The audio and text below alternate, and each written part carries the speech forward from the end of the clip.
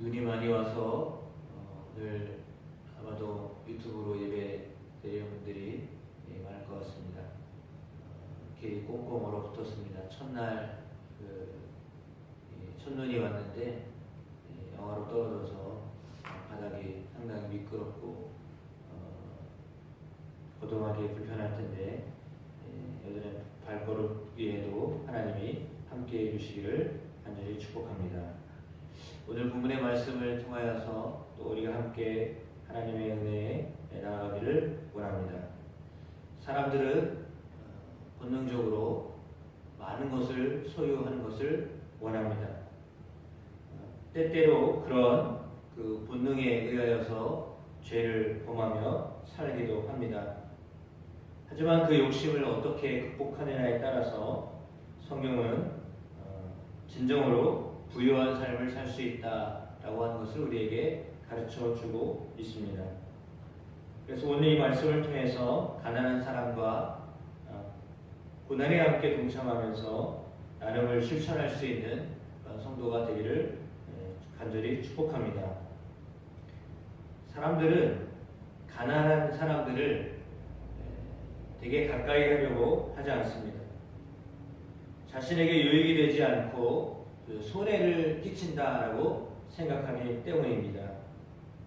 가난한 사람은 그의 형제들에게도 미움을 받거든 하물며 친구야 멀리하지 않겠느냐 7절의 말씀입니다. 이런 말씀이 그 현상을 잘 설명해 주고 있습니다. 본능적으로 더 많은 것을 소유하고자 하는 그런 마음, 그래서 자기 것을 남에게 주고 싶지 않은 그런 마음이 있습니다. 그런데 가난한 형제가 있다면 모른 척 하기는 양심에 걸리고 나눠주자니 아깝고, 그래서 그 존재를 머릿속에서 지우고자 하는 마음 아니면 미워하는 마음이 생기기도 합니다. 그러므로 재물은 많은 친구를 더하게 하나 가난한즉 친구가 끊어지게 되어 있습니다. 재물이 많은 사람은 많은 친구를 사귀는데 거리낌이 없지만, 가난한 사람은 스스로 사람들을 만나는데 주저하기 때문에 참 친구를 사귄다는 것이 어렵습니다. 그것이 현실입니다. 그러므로 성도는 어떻게 살아야 하는가?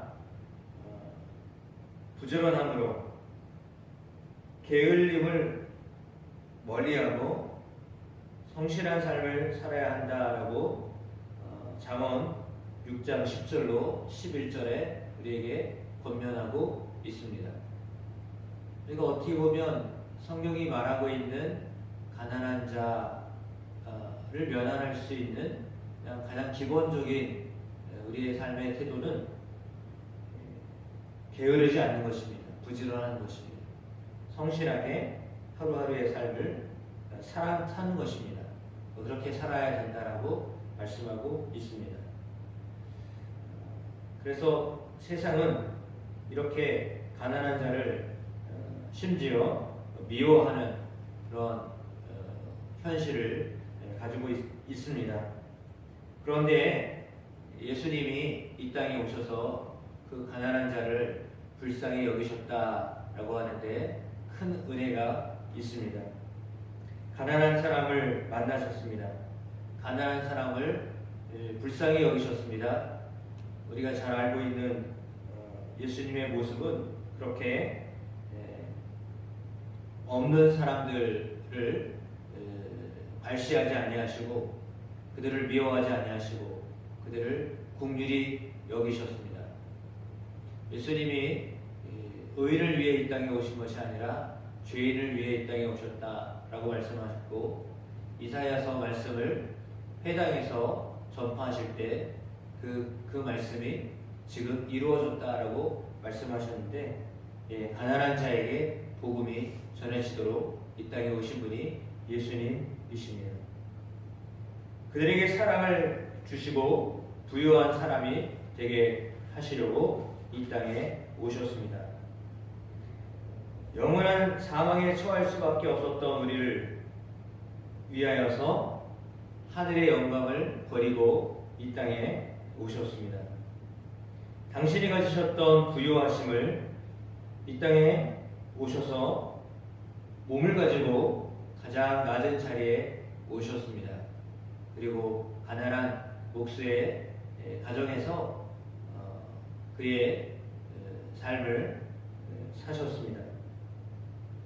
가난한 동네에서 많은 사람들이 그렇게 인정하지 않았던, 심지어는 나사렛에서 무슨 선한 것이 날 수 있겠느냐 라고 하는 그런 말을 들으실 정도로 가난한 곳에서 정말 힘들게 사셨던 분이 예수님이십니다.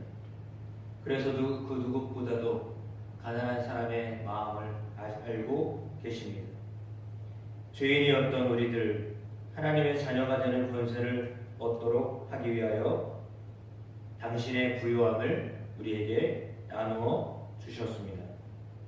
그러므로 하나님의 긍휼은 구원받은 성도들에게 있어서 이제는 그 긍휼하심을 따라서 가난한 사람들을 또한 긍휼히 여기고 예수님을 본받아서 자기의 부요함을 가난한 사람과 나누는 것이 마땅하다라고 우리에게 가르쳐 주고 계십니다. 17절 말씀에 가난한 자를 불쌍히 여기는 것은 여호와께 구워 드리는 것이니 그의 선행을 그에게 갚아 주시리라 말씀하십니다. 하나님의 백성은 가난한 자를 미워하는 세상 사람들과는 다르게 가난한 자를 불쌍히 여겨야 합니다. 성도는 가난한 자를 긍휼히 여기고 할 수 있으며 자신의 재물 또한 가난한 자와 함께 나누어야 합니다. 이 말씀을 구체적으로 실천한 사례는 초대교회 공동체 안에 있습니다. 그 공동체에는 본성인 자신의 소유욕을 극복하고서 자신이 가지고 있는 재산 중에 일부를 또한 함께 나눔으로 가난한 사람들이 살게 하는 은혜를 함께 나누게 하였습니다. 성령 강림 후에 나타난 이러한 공동체의 모습은 일시적인 어떤 현상이 아니라 하나님의 성도들이 공동체 안에서 계속 실천하며 살아야 된다라고 하는 것을 가르쳐 주고 있습니다. 오늘날에도 우리 주변에는 가난한 사람들이 있습니다. 그 가난한 사람들을 향하여서 때로는 공개적으로, 공식적으로 돕기도 하고 때로는 지속적으로 도와야 하는 것은 뿐만 아니라 우리가 또 그들을 향하여서 사랑을 실천해야 할 의무가 있다라고 하는 것을 하나님 오늘 말씀을 통해 우리에게 들려주고 계십니다. 어떤 보상을 받기 위해서가 아닙니다. 오늘 본문에는 분명히 하나님이 가난한 자를 불쌍히 여기는 것은 여호와께 구워 드리는 것이니 그의 선행을 그에게 갚아 주시리라 말씀하십니다. 보상을 받기 위한 나눔이 아니라 그 나눔을 통하여 하나님이 계속 나눌 수 있는 은혜를 주신다라고 하는 것이 하나님 우리에게 들려주시는 교훈입니다.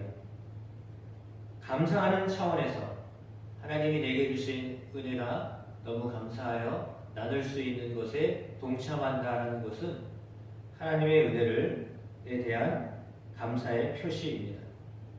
가난한 이웃을 불쌍히 여기고 돌봄으로 하나님이 내게 얼마나 큰 사랑을 베푸셨는가라고 하는 것을 실천하는 것입니다.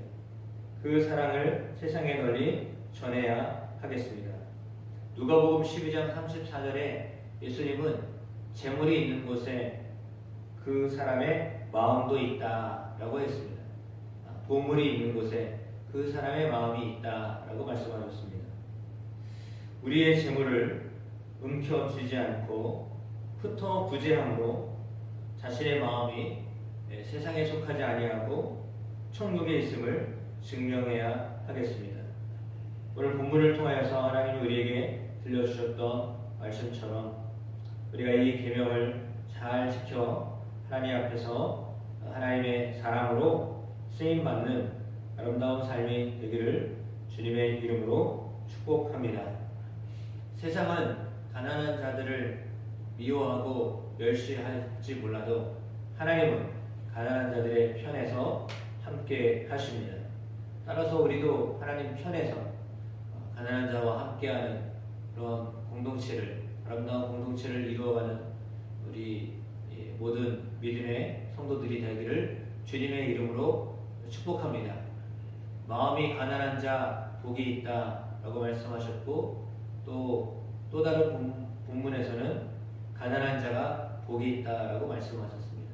따라서 우리의 심령이 가난하거나 우리의 삶이 가난하여도 복이 있다 라고 하셨기에 그 복된 것이 실제로 우리의 삶에 있어서 그대로 실천되어지고, 그리고 하나님을 소유한 것이 가장 큰 부유함이다 라고 하는 것을 놓치지 아니하고 우리의 삶에서 하나님을 향하여서 또 하나님의 마음에 합한 그런 귀한 삶을 살아드릴 수 있는 우리 모든 성도들의 삶이 되기를 주님의 이름으로 축복합니다. 그렇지 아니하면 다툼을 즐기는 자가 되게 되어 있습니다.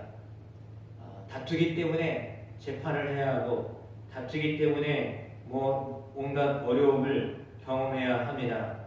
그래서 때로는 거짓 증언을 해야 하는 그런 상황에 있기도 합니다.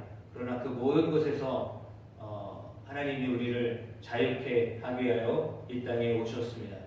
따라서 우리가 이 땅을 살면서 하나님 앞에서 가난한 자를 돕는 그런 마음으로 살게 되는 놀라운 은혜가 있음으로 인하여 하나님이 더하여 주시는, 하나님이 더 우리 속에 복을 주시는 것을 경험하며 살게 되는 모든 성도 한 분 한 분 되기를 주님의 이름으로 축복합니다.